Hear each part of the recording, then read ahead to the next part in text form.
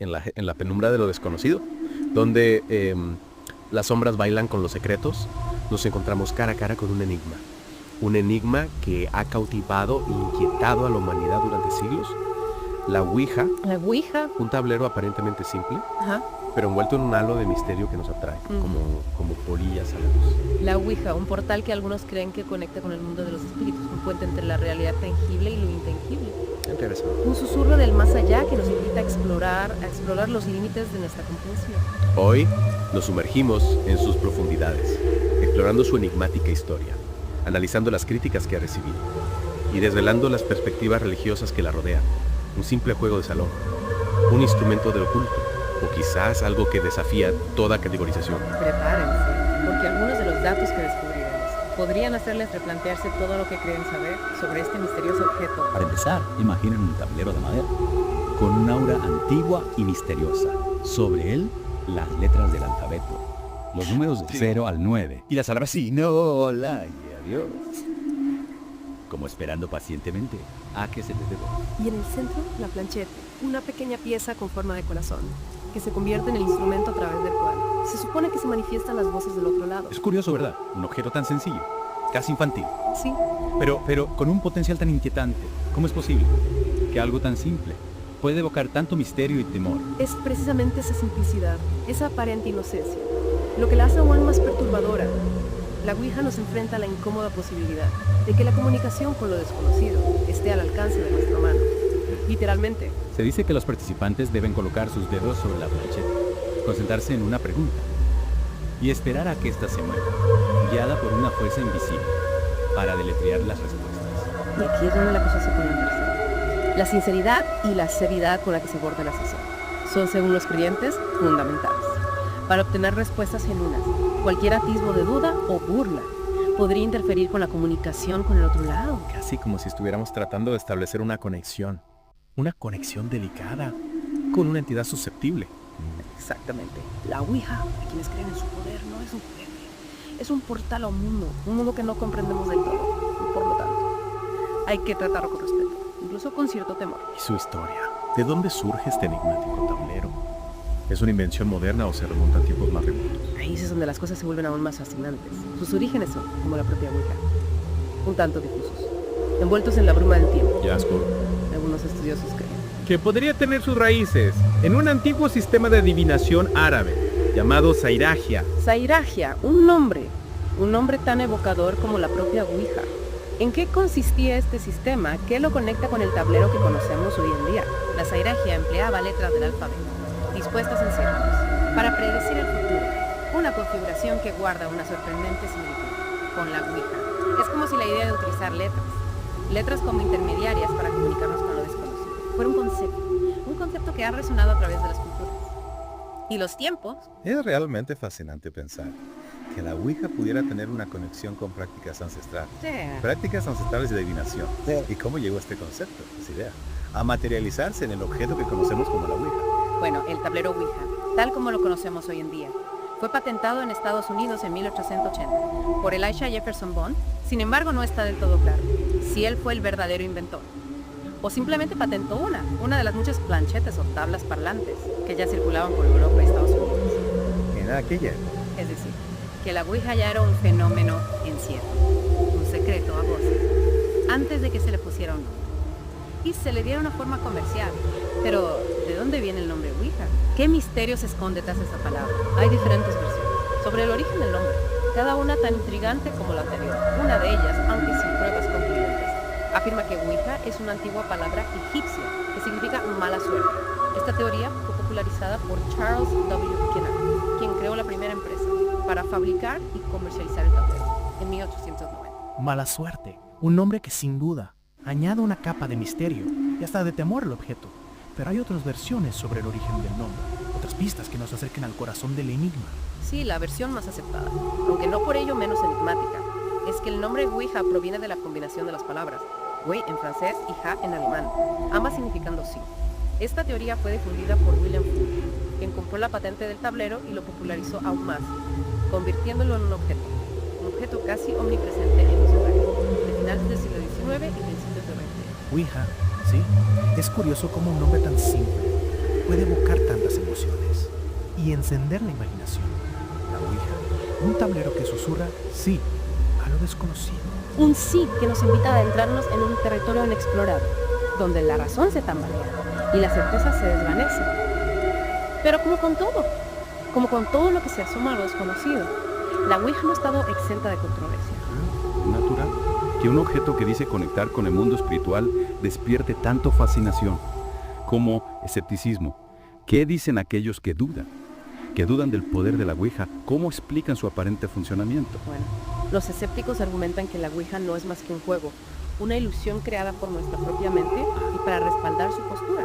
Señalan a la ciencia, en particular, a un fenómeno conocido como el efecto ideomotor. El efecto ideomotor. Suena algo sacado de un libro de ciencia ficción. ¿Podrías explicarnos de qué se trata? En esencia, el efecto ideomotor describe cómo nuestros movimientos musculares pueden ser influenciados por pensamientos subconscientes, sin que seamos conscientes de ello. Aplicado a la Ouija, se sugiere que los participantes, sin darse cuenta, mueven la plancheta, guiándola hacia las letras que quieren, que formen. Es decir, que la Ouija sería una especie de proyección de nuestros propios deseos y expectativas, más que una comunicación real con el más allá, exactamente. Y uno de los experimentos más famosos que se citan para apoyar esta teoría es el llamado experimento Bayou, llevado a cabo por el profesor Larry Bayou. En este experimento los participantes fueron vendados, impidiéndoles ver el tablero, y el resultado fue que no se formó ninguna palabra coherente durante la sesión. Es un argumento bastante convincente. No, parecería que la ciencia tiene una explicación lógica para el misterio de la Ouija. Así es, el experimento Bayou, junto con otros estudios sobre el efecto ideomotor, ha llevado a muchos a concluir que la Ouija no es más que un truco de la mente, una ilusión creada por nuestro propio subconsciente. Pero, a pesar de estas explicaciones científicas, la Ouija sigue rodeada de una aura de misterio y temor, especialmente desde un punto de vista religioso. ¿Qué opinan las diferentes religiones sobre el uso de la Ouija? ¿La consideran una práctica inofensiva o una puerta a lo desconocido que es mejor no abrir? La perspectiva religiosa sobre la Ouija es, sin duda, uno de los aspectos más complejos y controvertidos de este tema. Muchas religiones advierten sobre los peligros de utilizar la Ouija, considerándola una herramienta que puede abrir la puerta a influencias negativas o incluso a entidades malignas. Es interesante que, mientras la ciencia se centra en la mente humana para explicar la Ouija, la religión mira hacia el mundo espiritual, hacia lo que está más allá de nuestra comprensión. Es como si la Ouija fuera un espejo que refleja nuestros propios miedos y creencias, un objeto que nos obliga a confrontar nuestras propias convicciones sobre lo que existe más allá de la realidad tangible. Y dentro del mundo religioso, la postura de la Iglesia Católica es quizás una de las más conocidas y contundentes. ¿Podrías hablarnos un poco sobre su punto de vista? La Iglesia Católica se opone firmemente al uso de la Ouija, considerándola una forma de adivinación que va en contra del respeto y la obediencia que se le debe a Dios. Desde su perspectiva, la Ouija no es un juego inocente, sino una práctica que puede poner en peligro la fe y la seguridad espiritual de las personas. Y esa postura se limita a la Iglesia Católica o la comparten otras ramas del cristianismo. En realidad, la preocupación por el uso de la Ouija se extiende a diversas denominaciones cristianas. Por ejemplo, Catholic Answers, una organización de apologética católica, ha afirmado que la Ouija dista mucho de ser inofensiva, ya que es una forma de adivinación, búsqueda de información, de fuentes sobrenaturales. Ya veo, parece que la Ouija toca una fibra sensible. Dentro del cristianismo, una línea que no se debe cruzar. ¿Y qué hay del judaísmo? Comparten una visión similar. El judaísmo también desaconseja el uso de la Ouija. Desde la perspectiva judía, intentar contactar con los espíritus de los muertos se considera una interferencia en su relación con Dios, una transgresión que puede traer consecuencias negativas. Es sorprendente cómo, a pesar de sus diferencias doctrinales, estas religiones coinciden en su rechazo a la Ouija. ¿Es solo por la creencia en la adivinación? ¿O hay algo más profundo que alimenta este temor? La respuesta, como la propia Ouija, es compleja y multifacética. Por un lado está la creencia de que la Ouija puede ser un portal para entidades malignas, un canal a través del cual fuerzas oscuras pueden infiltrarse en nuestro mundo. Un concepto que sin duda alimenta nuestras fantasías más oscuras, y que ha sido explotado en innumerables películas de terror. Exactamente. La Ouija se ha convertido en un icono del terror, un símbolo de la fragilidad de la realidad y la amenaza de lo desconocido. Pero también hay otra dimensión en este rechazo religioso, una dimensión que tiene que ver con el control, con la delimitación de lo que es aceptable y lo que no en el ámbito espiritual. ¿Te refieres a que algunas religiones ven la Ouija como una amenaza a su autoridad en materia espiritual? En cierto modo, sí. La Ouija representa una forma de acceso a lo espiritual. Está fuera de las instituciones religiosas, una experiencia personal e incontrolable que puede desafiar los dogmas establecidos. Para algunas instituciones puede ser visto como una amenaza.